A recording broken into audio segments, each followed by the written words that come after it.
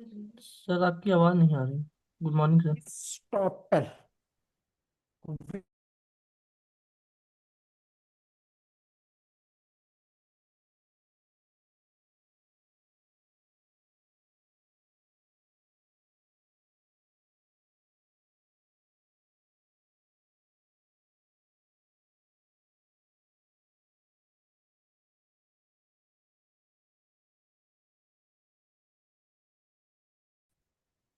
या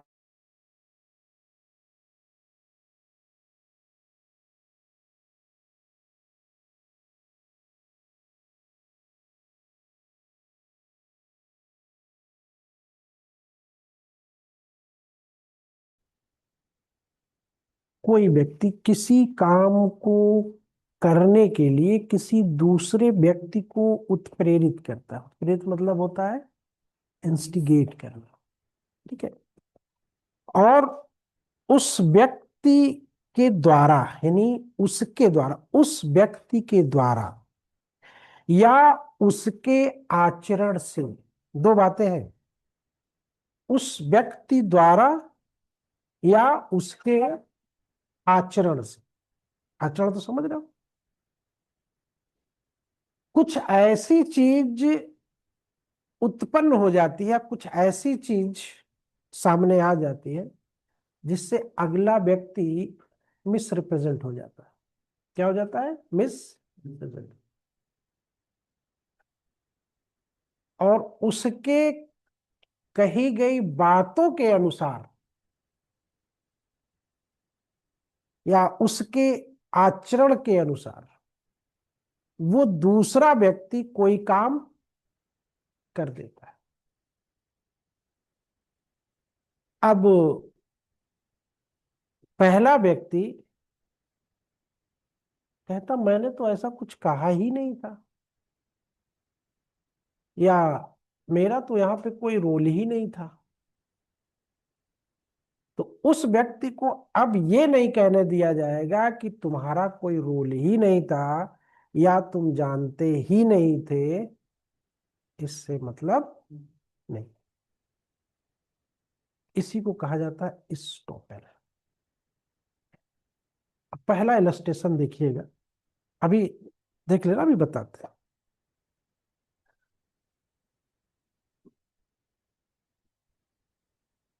का जो है साशय और मिथ्या रूप से खा को ये विश्वास करने के लिए उत्प्रेरित करता है कि अमुक भूमि का की है।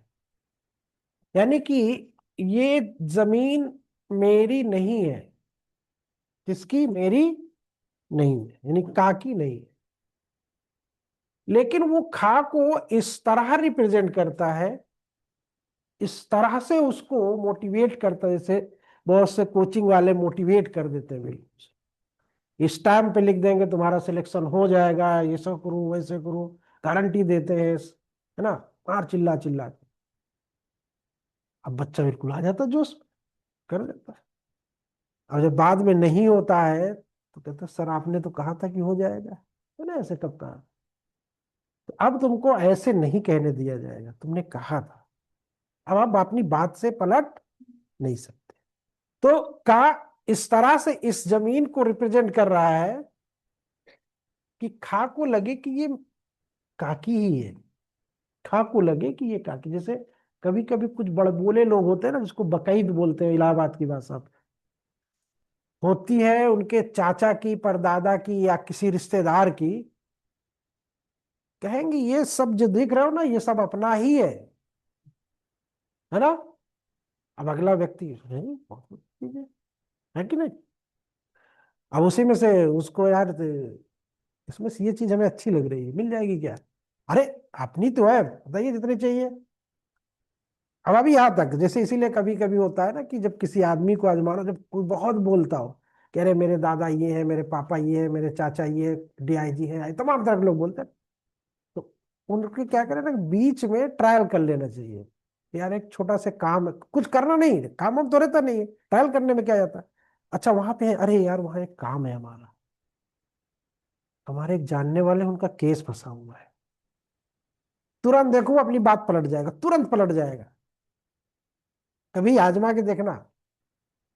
तो अब यहाँ पे इस खा बेचारा क्या है, क्या हुआ, मिसरिप्रेजेंट हुआ कि नहीं हुआ, हुआ कि नहीं हुआ, किस कैसे हुआ, उसके आचरण के कारण हुआ मिसरिप्रेजेंट, नहीं हुआ। अब कह रहा है कि तुम इसको लिखा लो यार, मैं बेच रहा हूं। क्या कह रहा, मैं इसको बेच रहा हूँ, ये मेरी है। तो खा बेचारा क्या करता है, लिखवा लेता है। ये प्रॉपर्टी का की ना होके इसके फादर की थी, गा की थी। अब का ने खा को बेच दिया। अब जब इनके पिताजी कह रहे तुम्हारा दिमाग तो ठीक है, अभी आया बेचारा कब्जा लेने, तो पिताजी आ गए, कहाँ, ये तो मेरी है। तो कहा ये आपके बेटे ने तो बेचा था, कहा था मेरी है, उन्होंने बेच दिया हमको। तो अब यहाँ पे का को का कहा कि हमसे काम, हमको तो पता ही नहीं था कि हमारी है किसकी है, बात पलट रहा है। अब वहां पे का जो है वो अपनी बात से मुंह कर नहीं सकता। ठीक। अब इसी तरह, या फादर के सामने बेची गई, बेटे ने बेचा। मान लो कोई प्रॉपर्टी फादर के नाम है या मदर के नाम है, और मदर ने किसी को बेच दिया। अब बात में वो बच्चा, वो जो बंदा बेचा वो तो निकल गया। अब जो बंदा आ रहा है वो कह रहा कब्जा दीजिए आप। माँ कह रही कैसे कब्जा, तो मेरी जमीन है, उसकी कहा थी। तो अब माँ को भी ये कहने नहीं दिया जाएगा। क्यों? क्योंकि अब माँ ने सहमति दिया या नहीं दिया, वो मौके पे थी। बात समझ रहे कि नहीं समझ रहे? मौके पे वो थी, तो अब उनको भी डिनाई करने नहीं दिया जाएगा। जैसे इसी तरह आप लोग कोई चीज बेचते हो, और बेचते हो, जैसे मान लो आपने, आपसे पूछा जाएगा भैया इसकी कीमत क्या है, तो आपने कहा कि 500 रुपया। 500 रुपया के आधार पे आपने उसको पोस्टल कर दिया, जो भी है कर दिया आपने, रास्ते में वो खो गई। होने के बाद अब जब क्लेम का नंबर आता तो आप कहते हो कि अरे साहब वो तो 1000 रुपया की थी। तो अब आपको 1000 रुपया कहने नहीं दिया जाएगा। बात समझ? जैसे चोरी में साइकिल पुरानी होती है, वो पुराने मॉडल की 24 इंची खो जाती है। अब आप कहते हो अरे साहब वो तो 12-13 हजार की साइकिल थी, अब रेंजर लेने को, और जो स्टैंड में गए साहब वो 200-300 रुपया की थी, इससे ज्यादा नहीं थी। जो स्टैंड पे खड़ा करते होगा ना, सब 200-300 रुपया की थी। कोचिंग कोचिंग में होता है अमूमन ऐसे, पुरानी साइकिल लाते हैं खड़ी कर देते हैं, कहीं गायब हो गई तो फिर कहेंगे रेंजर लेंगे साहब, खो गई। तो अब वहां पे उसको अपनी बात से पलटने नहीं दिया जाएगा। ठीक है। तो इसी को यानी यहाँ पे अब रोक दिया जाता, बांध दिया जाता, विबंध कर दिया जाता, अपनी बात से मुकरने नहीं दिया जाता। ठीक। जैसे मान लो आपने कोई चीज रजिस्ट्री किया, और उसका मूल्य आपने 100 रुपया लिख दिया, रास्ते में वो बीच में कहीं खो गई। ठीक है। और खोने के बाद अब आपको नहीं, साहब ये तो 200 रुपया की थी, तो आपको 200 रुपया कहने नहीं दिया जाएगा। ठीक है। बात इतनी सी है, कुछ समझ में आई कि नहीं आई? विबंध इसी को कहते हैं, अपने बात से आपको पलटने नहीं दिया जाएगा। ठीक है। अब आइए इसका, अभी देख लीजिएगा, समझ लीजिएगा, ना है तो बताना अभी। अभी पहले धैर्य से इसको, पहले इसके शब्द को समझो, इसकी भावना को समझो, है ना।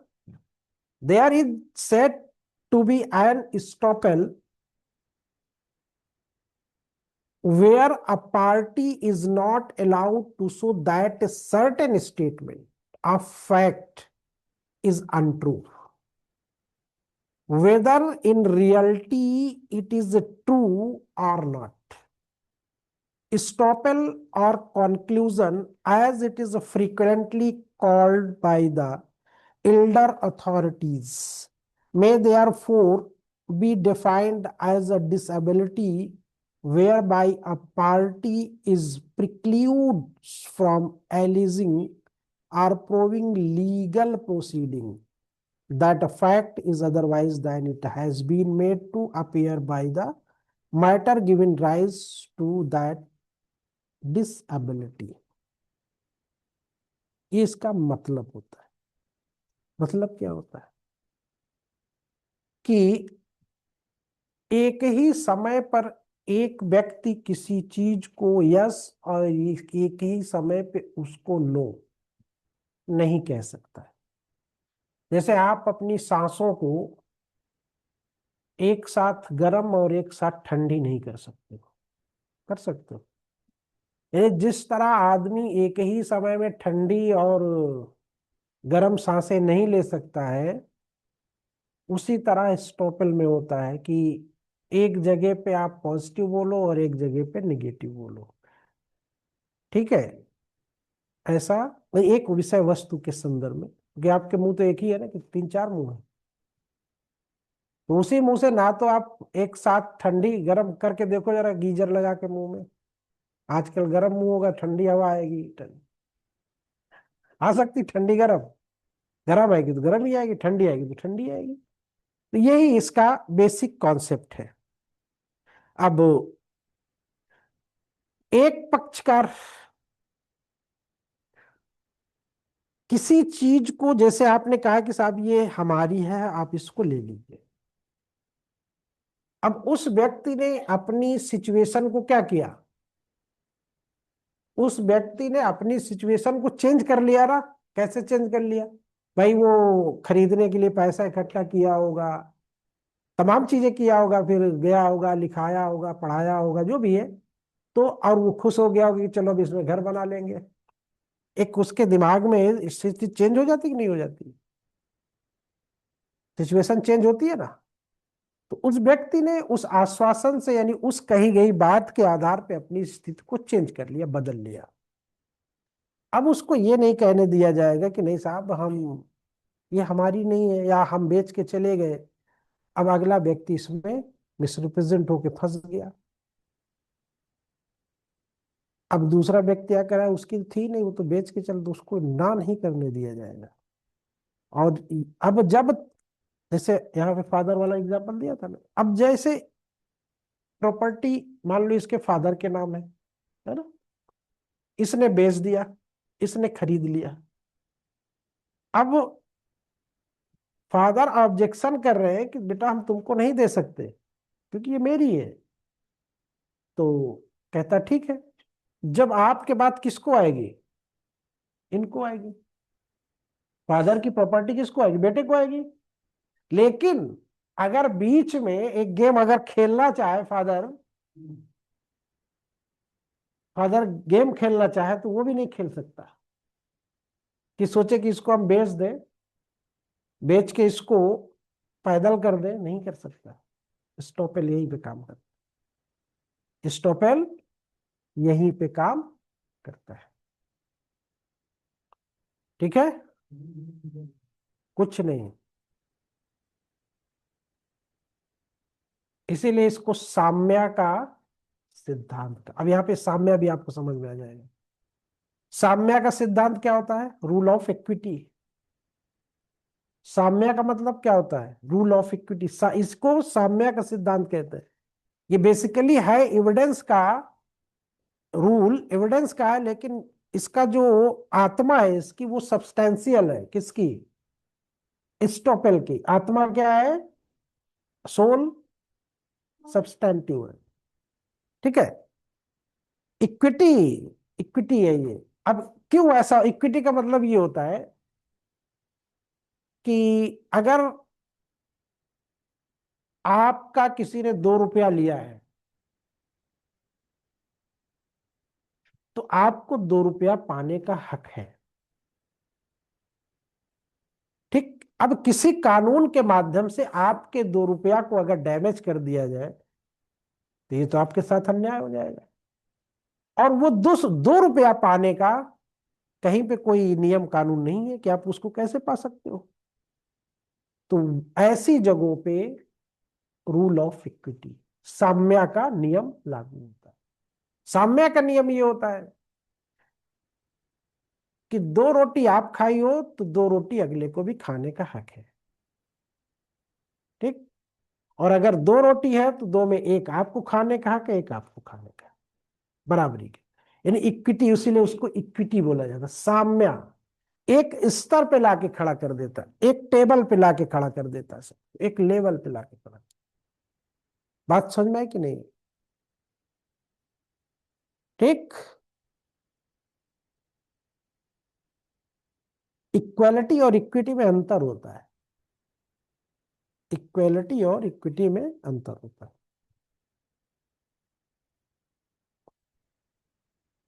वो इक्वालिटी में ये होता है कि एक छोटा होता है, एक बड़ा होता है, एक छोटा होता है, एक बड़ा होता है, एक अमीर होता है, एक गरीब होता है ना। अब वहां पे इक्वालिटी लानी, तो अब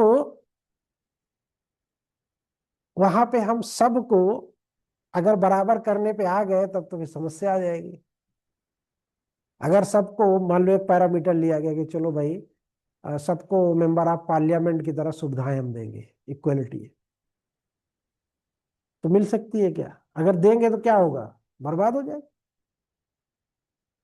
तो वहां पे कहा जाता नहीं। अगर आप जैसे एग्जाम में भी होता है ना कि आपकी मेरिट इनकी मेरिट बराबर है, तो आप क्या हो? इक्वलिटी है आप में। अब यहां पे अगर इन इक्वल हो रहा है तो उसको हम इक्वल करेंगे। इक्वलिटी में ये है।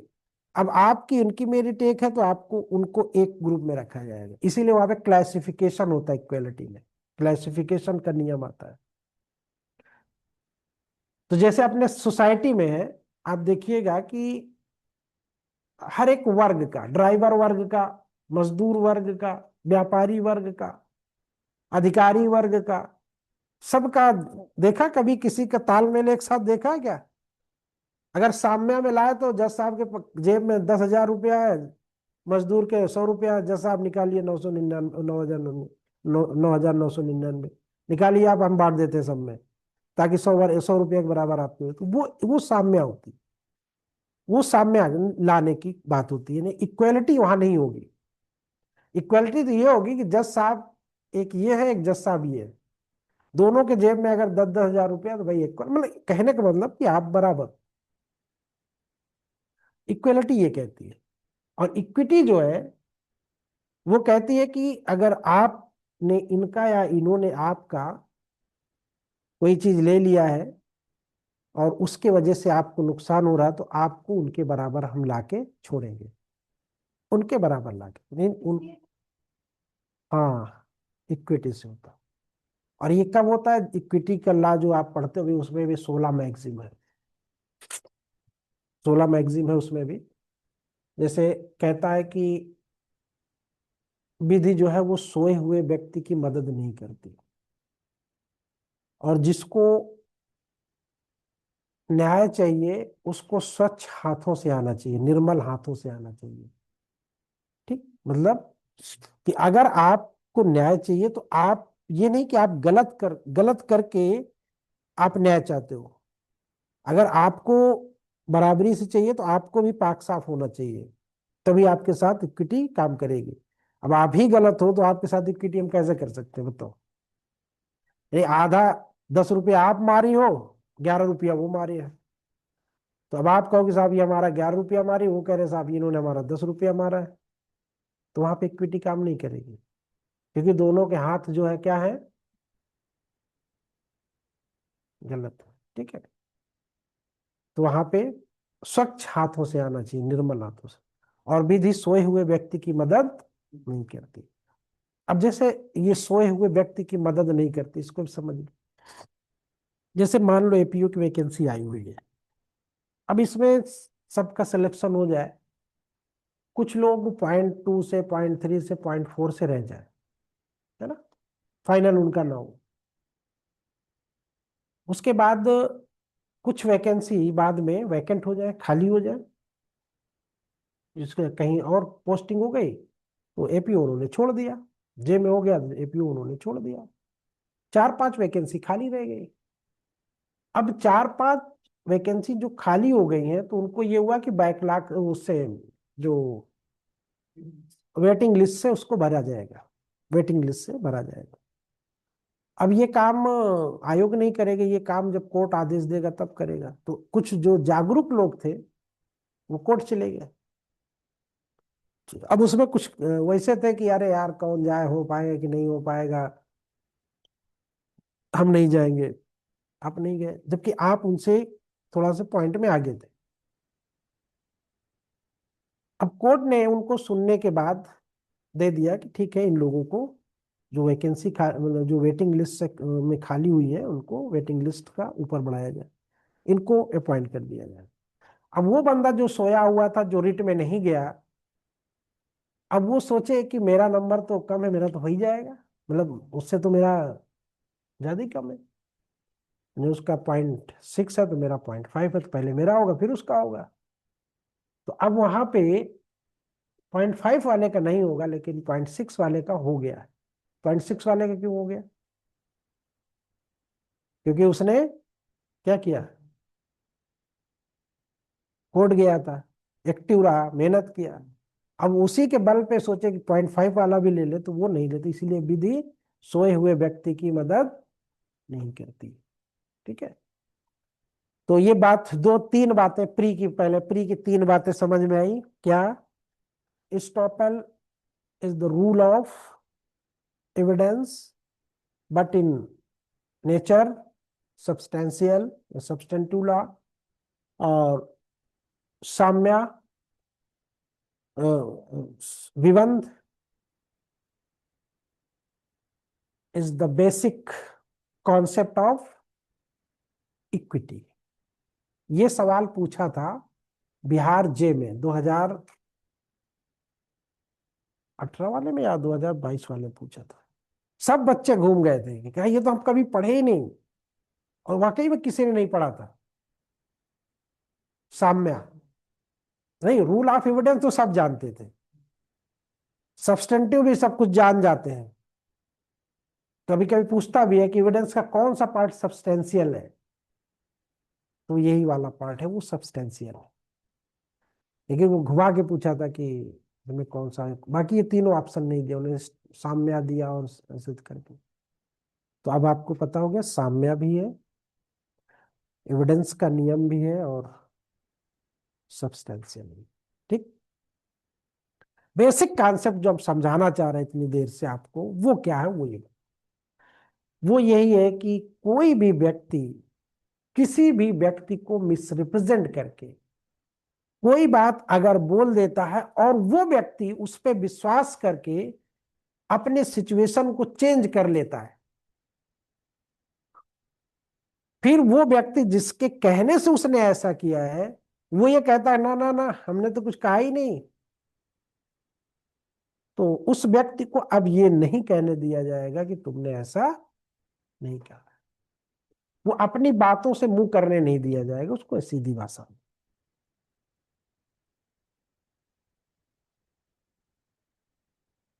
यानी एक ही समय में आपने अनुमति दिया और एक ही समय में आप उसको डिनाई कर रहे हो, तो ऐसा, यानी वो दोनों नहीं कर सकता, वो या तो स्वीकार कर ले या तो इनकार कर ले।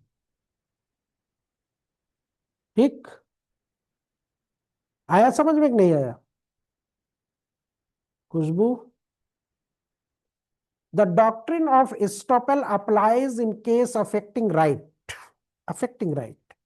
Estoppel can be described as rule of creating or defeating right.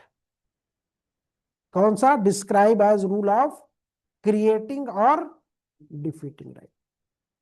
Though estoppel is described as merely rule of evidence, it may have the effect of creating substantive right. अब substantive right क्या होता है बता चुके थे जब शुरू हुआ था। ला सब्सटेंटिव राइट क्या होते हैं?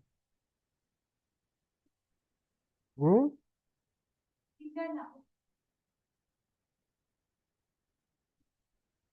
नहीं, वो तो सब लोग, होता क्या है? As against person stock.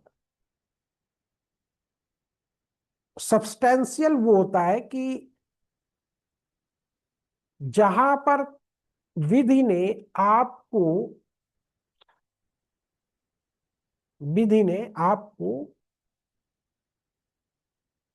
अधिकार, कर्तव्य, दायित्व सौंपे हों। विधि ने जहां पे आपको अधिकार, कर्तव्य और दायित्व, रिस्पॉन्सिबिलिटी, राइट्स एंड ड्यूटी सौंपी जाती है, वो आपके सब्सटेंशियल लॉ होते हैं, सब्सटेंटिव लॉ होते हैं। Estoppel which enable a party against another party to claim right of property which is a fact he did not possess is described as stowable by negligence or by conduct or by representation or by holding out ostensible authority. Estoppel may itself be foundation of right as against the person stopped. ये doctrine of staple.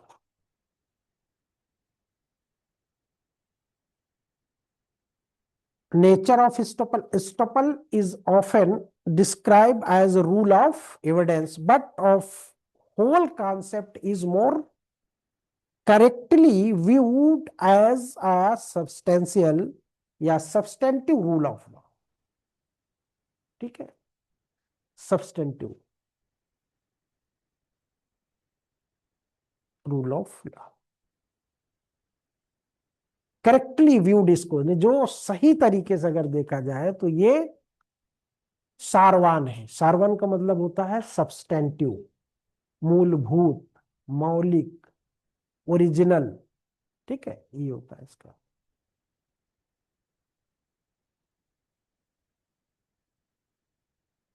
फिर kind of स्टपल।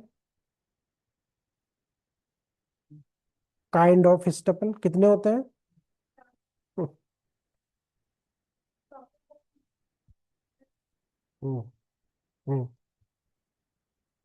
Estoppel by matter of record और quasi record, लिखो जरा, चार kinds of estoppel. अभी इस समय भी आप लोगों को चार ही पता होगा, सारी दुनिया को चार पता है। हाँ, छह होते, सात होते हैं। स्टॉपेल बाय मैटर और record of quasi record.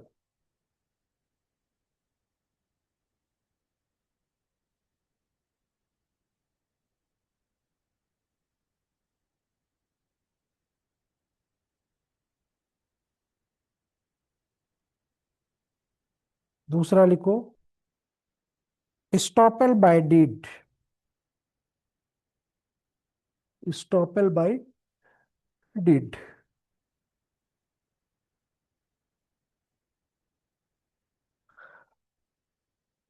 Estoppel in pais. Estoppel in pais, I estoppel by conduct, उसी में estoppel by pais, PAIS, pais. Estoppel by conduct, third है ये। Estoppel by election.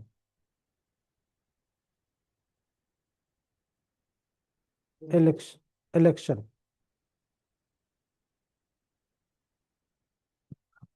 हो गया।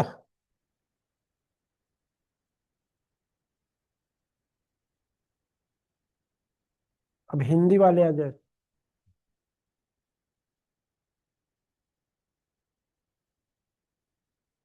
हिंदी वालों को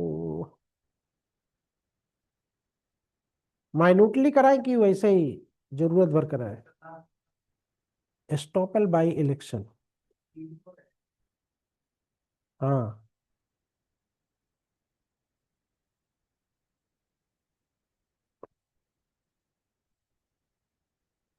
हम्म,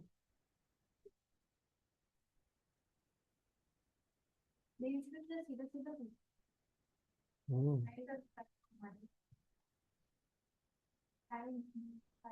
नहीं वो तो सब रहेगा ही रहेगा। रहता सब है, बस ये रहता है कुछ में बड़ा माइन्यूट छोटी छोटी बातों को लेके, तो वो चीजें कोर्ट वोर्ट में काम आती हैं।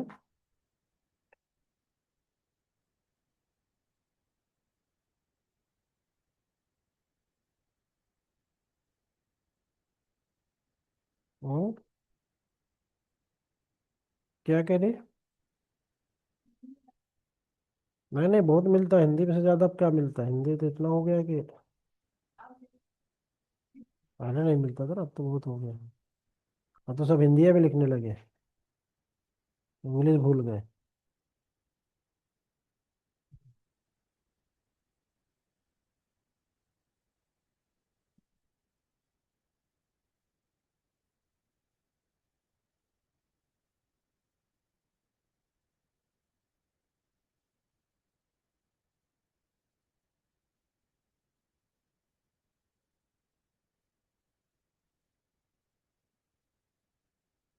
चलिए इसको हिंदी वाले वैसे करो, पहले सिनॉप्सिस बना लो तो उसी में आपका काइंड आ जाएगा।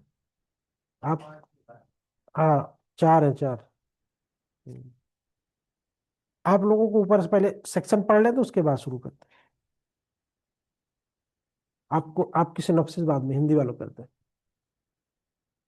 सेक्शन 121 है ना। Estoppel. When one person has by his declaration, has by his declaration, भाई जब तक आप बोलोगे नहीं तब तक कोई व्यक्ति क्या जाने कि आप क्या करना चाहते हो, क्या बेचना चाहते हो, क्या खरीदना चाहते हो, कौन सी चीज आपकी है, कौन सी चीज आपकी नहीं है, हमें क्या पता। तो हिज डिक्लेरेशन, एक्ट और omission intentionally caused or permitted another person to believe a thing to be true and to act upon such belief, neither he nor his representative shall be allowed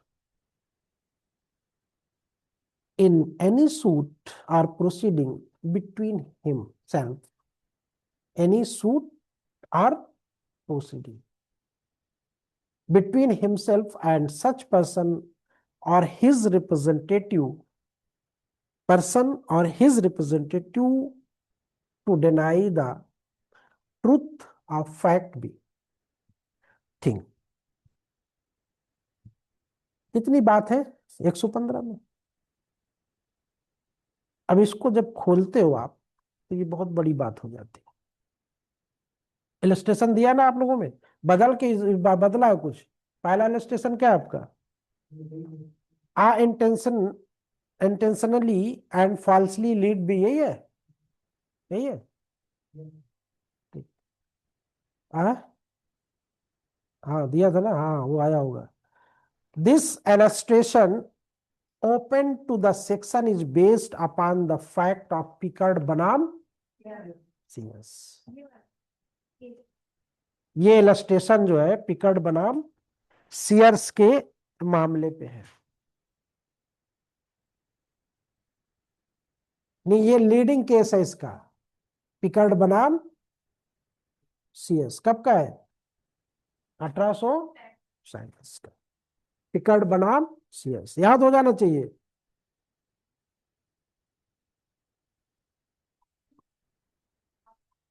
कौन सी है, बटुक होगा होगा आगे पीछे होगा, कभी कभी नीचे दिया रहता है। जो लीडिंग होता है वो जरूर रहता है। पिकार्ड बनाम सीएस। इस वाद में पहली बार विबंध के सिद्धांत को स्पेशली यानी विशेष रूप से क्या किया गया, हाँ फॉर्मुलेट किया गया।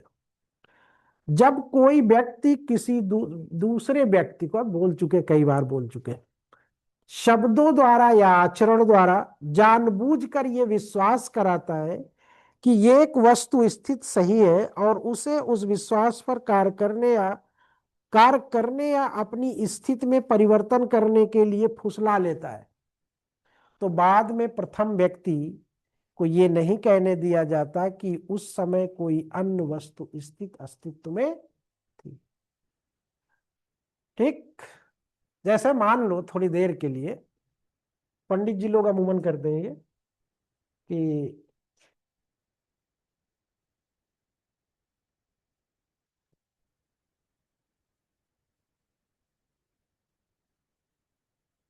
ये हमारा घर है, ठीक है।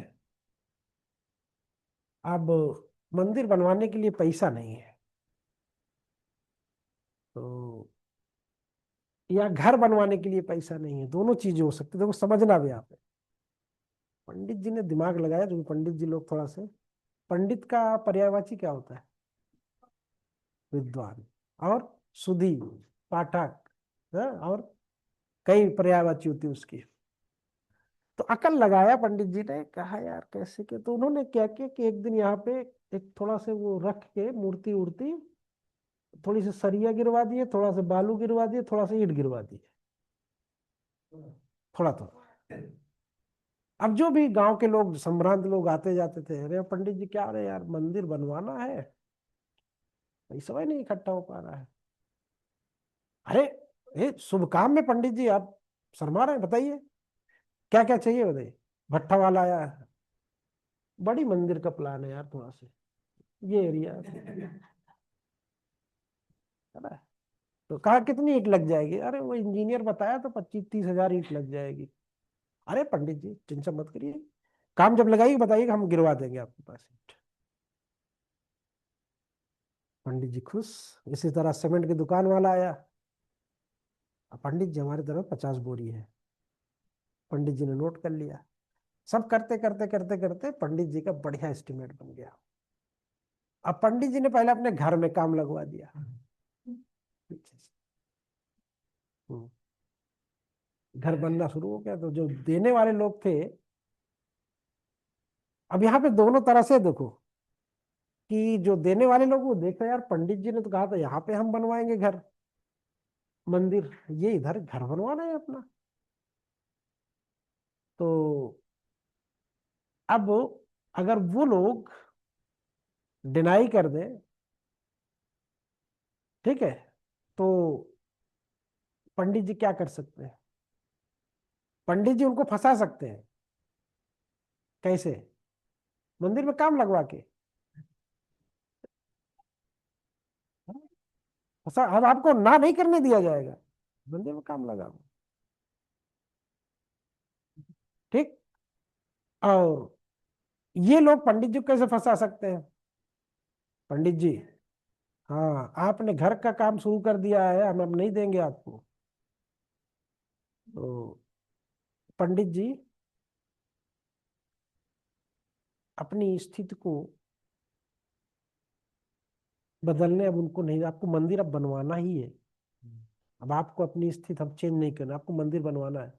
क्योंकि पंडित जी ने तो किस इशारे से काम किया था।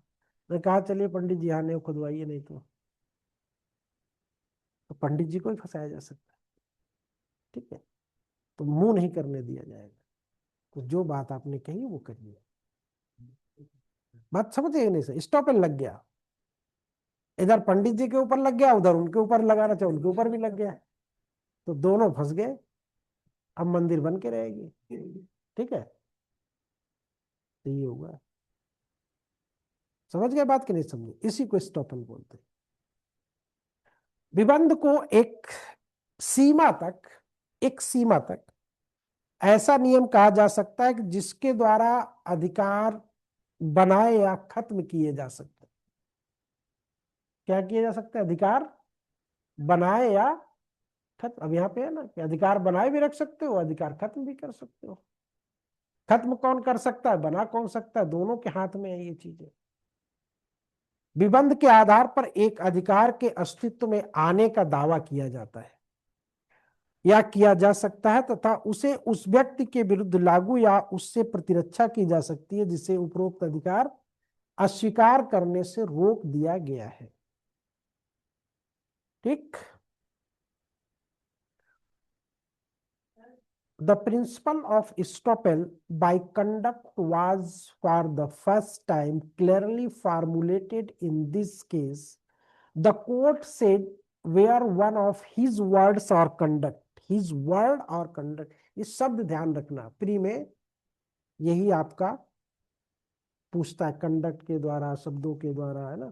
willfully cases another to believe in the existence of the certain state of thing and induce him to act on that belief or to alter his previous position, the former is precludes from erring against the latter a different state of thing as existing at that time. इसमें देखो एक बात और होती है कि एक ये फॉर्मूला तो समझ लिया कि कैसे होता है कि आपको डिनाई करने नहीं दिया जाएगा। अगर मान लो उत्तर प्रदेश सरकार अभी 600 वैकेंसी फिर पीसीएस की ला दे, नोटिफाइड कर दे, लोग फॉर्म भर दे और वो विड्रा कर ले, डिनाई कर ले, डिनाई कर दे, मुंह कर जाए, तो क्या उत्तर प्रदेश सरकार को मुंह करने दिया जाएगा?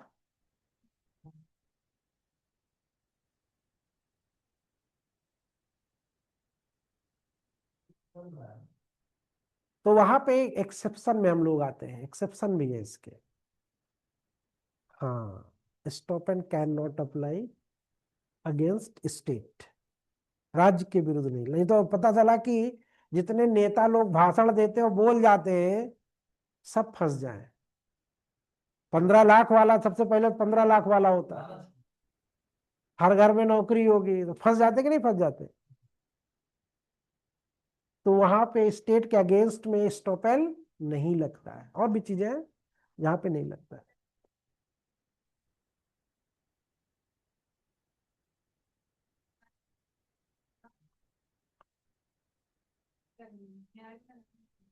हाँ, क्या? नहीं, साम्यता का है, कहाँ भी लिखा है? हम्म, हम्म, हम्म। किस किस किताब में है?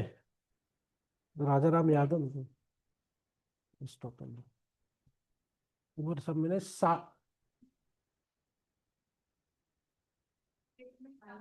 हाँ कहा है ना, पलट तो पलट जाते हैं वो। आप स्टॉपेल साम्या मानोगे तो ये देखो, जैसे कोर्ट का जो व्यू होता है, इसको जब जब कभी कोई बात किसी केस में कही जाए, ठीक है, तो वो कटु सत्य नहीं होती है, क्योंकि वो आगे चल के बदल भी सकती है। लेकिन सिद्धांत है उसका, जो उसका रूल है, जो उसका नियम है, उसको आप बाई केस नहीं बदल सकते, बाई लॉज आप चेंज नहीं कर सकते। इसमें उनको मिला होगा तो उन्होंने कहा होगा नहीं, यहाँ पे ये साम्या का नहीं है, वो सिचुएशन दूसरी रही होगी, कह दिया उन्होंने। अब वहां पे वो अगले वाले केस में उन्होंने पलट दिया कि नहीं, आपने यहाँ पे गलत फैसला दिया था, गलत फैसला दिया था ना, तो आगे चल के वो पलट भी सकता है। तो लेकिन नियम तो वो साम्या का ही है। ठीक, तो भाई रूल ऑफ इक्विटी भी है, रूल ऑफ एविडेंस भी है, और रूल ऑफ सब्सटेंटियल भी है, तीनों है। नहीं है, हाँ ये पूछ सकता है किस केस में हाँ प्रस्तुत किया गया कि उस केस में नहीं है ये, तो उसमें दे सकता है वो। ठीक, हाँ, हाँ, हाँ, न्यायालय में लागू किया जाता है ना। हाँ, तब हम्म, वो है तो लागू के तो। अब यहाँ पे पहली बात ये देखो, समझना, मैंने अभी शुरू में क्या कहा था, आप लोग समझते नहीं है ध्यान से, कि इक्विटी हम कहाँ लागू करते हैं? जहां पे लॉ ना हो। अगर वहां पे सिचुएशन पिकड़ बनाम सीएस में क्लियर है, तो वहां पे हम क्यों लाएंगे, इक्विटी को क्यों शामिल करेंगे? कोई जरूरत ही नहीं है। लेकिन अगर है तो उसको, हाँ,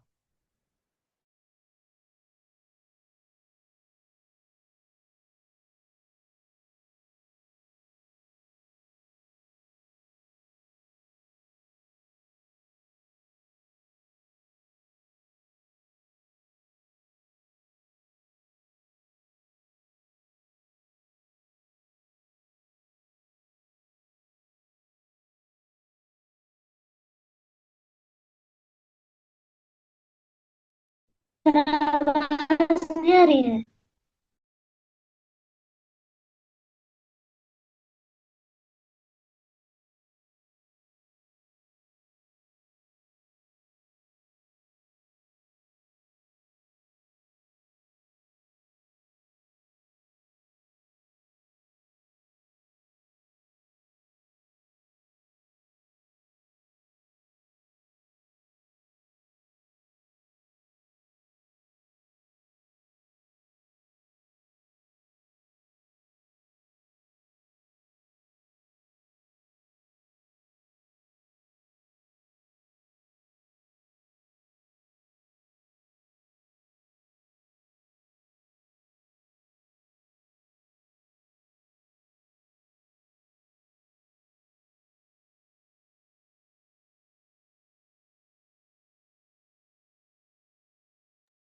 और किसी को आवाज आ रही है?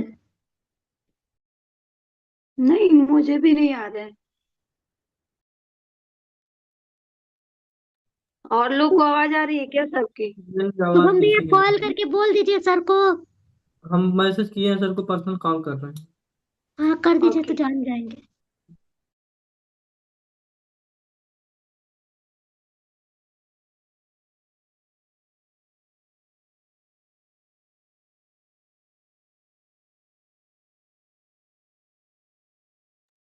सायरा दीदी आप बोलती बहुत बढ़िया है। आपकी आवाज मुझे बहुत अच्छी लगती है। अच्छा, शुक्रिया। Thank you.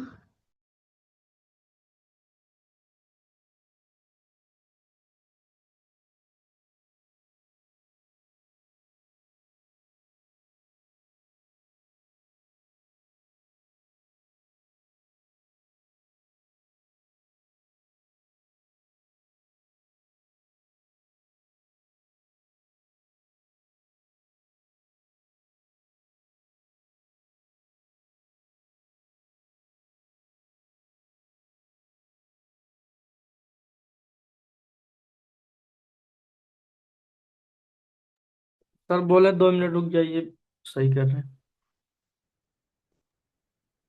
ओके, शुक्रिया आपका। हम्म, आ गया।